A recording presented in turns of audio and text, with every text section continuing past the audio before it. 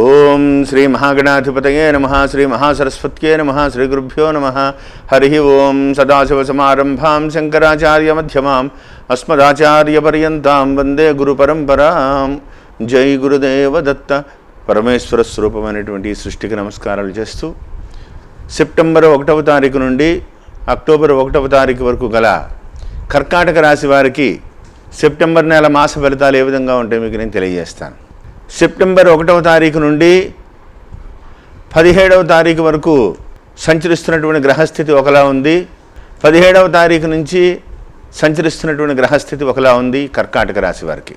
ప్రారంభము 1వ తారీఖు నుంచి 17వ తారీఖు వరకు కొంత సామాన్యంగానే ఉంటుంది.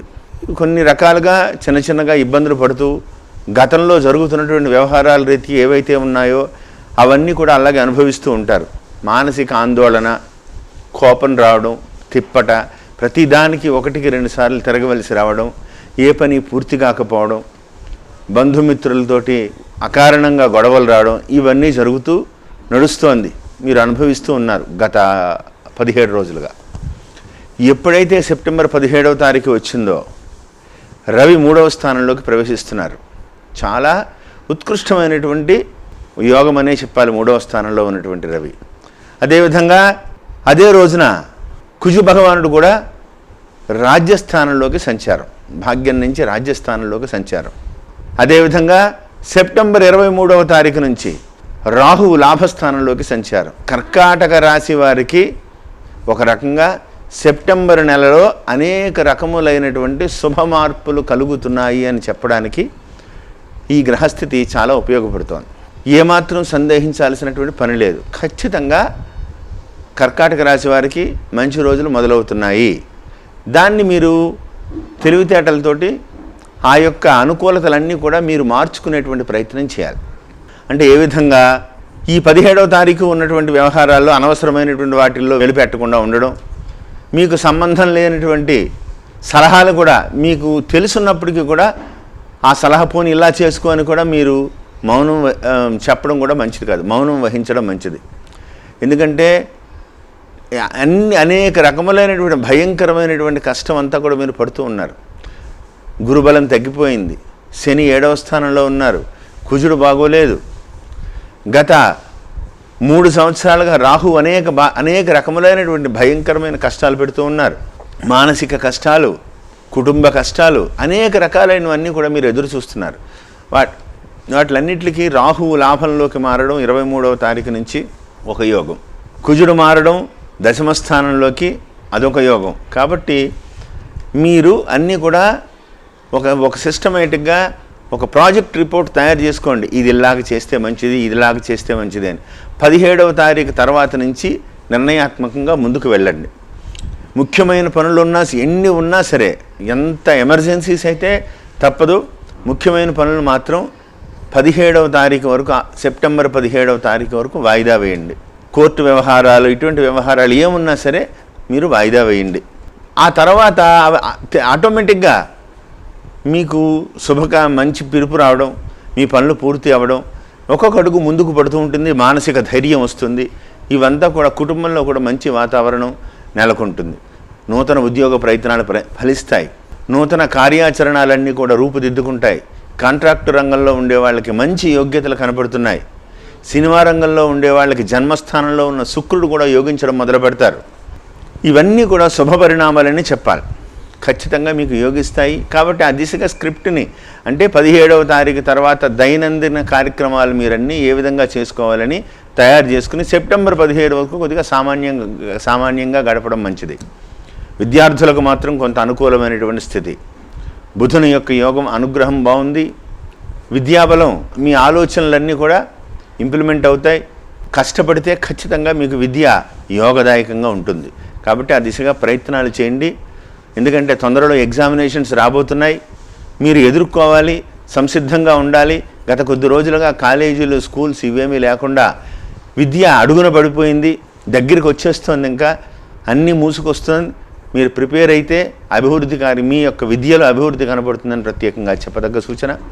ఈ రాశిలో జన్మించినటువంటి స్త్రీలకు మాత్రం కొంత అనారోగ్య సమస్యలు, 7వ స్థానం ముందు ఉన్నటువంటి శనైశ్వరుని వల్ల కానీ, ద్వితీయమందు ఉన్నటువంటి రవి వల్ల కానీ, వ్యయమందు ఉన్నటువంటి రాహు వల్ల కానీ కొంత అనారోగ్య సమస్యలు, కీళ్ళకు సంబంధమైనటువంటి, వాత సంబంధమైనటువంటి, ఉదర సంబంధమైనటువంటివి చిన్న చిన్న ఇబ్బందులు కలిగేటువంటి అవకాశాలు ఉన్నాయి.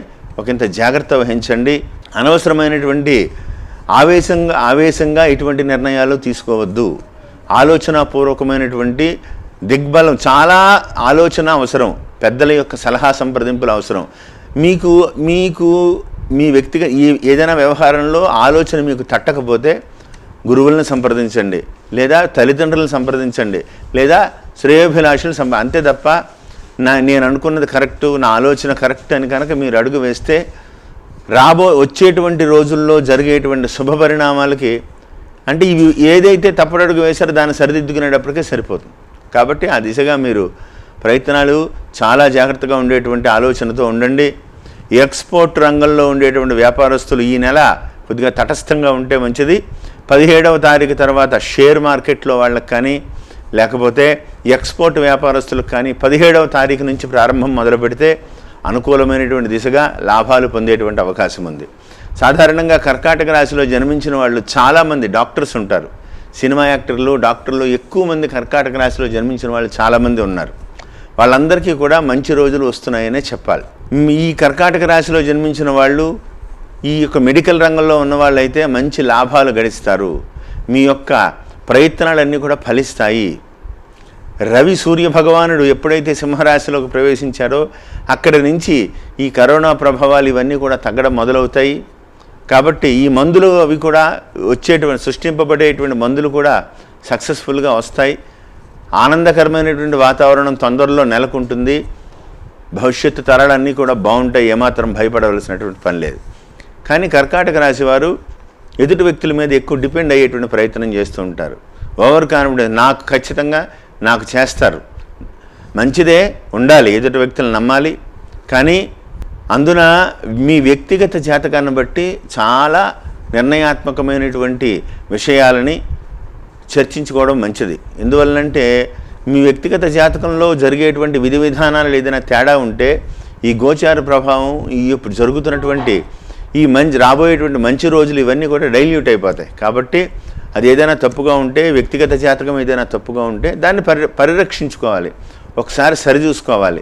సరిచూసుకుని ఏ విధంగా ముందుకు వెడితే మంచిది, ఏ విధంగా మనం ఇంప్లిమెంట్ చేసుకుంటే మంచిది అనే విధంగా మనం కనుక ఆలోచించి వెళ్తే ఫెయిల్యూర్ కాకుండా వేసేటువంటి అడుగు, ఒక్కసారి ఒక అడుగు వేసిన తర్వాత మళ్ళీ వెనక్కి తీసుకోవాలంటే కష్టం. కాబట్టి దాన్ని మనం సక్సెస్ఫుల్గా ముందుకు వెళ్ళాలి, ప్రయత్నం చేయాలి అంటే ప్రతినిత్యము కూడా ఆదిత్య హృదయం పారాయణ చేయండి. అది కంపల్సరీగా మీరు ఒక దైనందిన కార్యక్రమాల్లో భాగంగా మీకు ధనస్థానానికి అధిపతి సూర్యభగవానుడు. ఆ సూర్యుడు అద్వితీయమైన యోగం ఇవ్వాలి అంటే ఆదిత్య హృదయం పారాయణ చేసుకోండి. సప్తమంలో శనీశ్వరుడు ఉన్నారు. మందబుద్ధి, మందగమనం, ఆలోచనలన్నీ కూడా స్టెప్ డౌన్ అయ్యేటువంటి స్థితి కలుగుతోంది. విదేశాల ప్రయాణం, దూర ప్రాంతాలకు ప్రయాణం వచ్చేటువంటి పరిస్థితులు కూడా కనపడుతున్నాయి. అభివృద్ధి పదంలోకి వెళ్ళాలి అంటే దశరథకృత శని స్తోత్రాన్ని పారాయణం చేసుకోండి. శనివార నియమాలు బాగా చేయండి. ప్రతి శనివారం శుభ్రంగా తలస్నానం చేయడం, దగ్గరలో ఉన్నటువంటి ఈశ్వరాలయానికి వెళ్ళడం, ప్రదక్షిణాలు చేయడం, పరమేశ్వరుడికి పంచామృతాలు సమర్పించడం, వీటి వల్ల మానసిక ధైర్యం పెరగడమే కాకుండా మీ యొక్క ఆలోచనలన్నీ కూడా అత్యుత్తమమైనటువంటి దారిలోకి అడుగు పడతాయి. కుటుంబంలో మంచి వాతావరణం వస్తుంది. ధన సంబంధమైన వ్యవహారాలు కూడా గత కొద్ది రోజులుగా, సంవత్సరాలుగా పడుతున్నటువంటి చిక్కుముళ్ళన్నీ విడిపోయి మంచి మార్గంలో మీరు ముందుకు వెళ్ళేటువంటి అవకాశం ఉంది. కాబట్టి ప్రతి ప్రయత్నాన్ని కూడా సక్సెస్ఫుల్గా ముందుకు తీసుకువెళ్ళే విధంగా అడుగులు వేయండి. తొందరపడకండి, జాగ్రత్త వహించండి. ఖచ్చితంగా విజయం సాధిస్తారు. వివాహం కాని వారికి వివాహం కుదిరి ముందుకు వెళ్ళేటువంటి ప్రయత్నాలు చాలా ఎక్కువగా కనపడుతున్నాయి. కాబట్టి వివాహ దిశగా కూడా ప్రయత్నాలు చేసుకోండి. కుజబలం బాగుంది. 17వ తారీఖు నుంచి రవి బలం బాగుంది. 23 నుంచి రాహుబలం బాగుంది. ఈ దిశగా ప్రయత్నం చేస్తే అన్నీ కూడా సక్రమంగా మీరు కనుక ఒక ట్రాక్ పట్టాలు తప్పి పక్కన ఉంది. ఒక రకంగా కర్కాటక రాశి వారిది ఈ నెల 17వ తారీఖు నుంచి సిస్టమేటిక్ ట్రాక్లో పడుతోంది. మీరు కష్టపడి ట్రాక్ మీ యొక్క సిస్టమ్స్ అన్నీ కూడా కరెక్ట్గా ట్రాక్ చేయగలిగితే ఈ పరిస్థితి రాబోయేటువంటి రోజుల్లో అక్టోబర్ కూడా విజయవంతంగా ఉంటుంది. నవంబర్ నుంచి గురుబలం వస్తోంది. మీకు ఎదురు లేకుండా సర్వ దిగ్విజయంగా ఉంటారని కోరుకుంటూ నేను చెప్పినవన్నీ కూడా పాటించి సక్రమమైనటువంటి విధానాలన్నీ కూడా అమలు చేసుకోవాలని కోరుతూ జై గురుదేవ దత్త.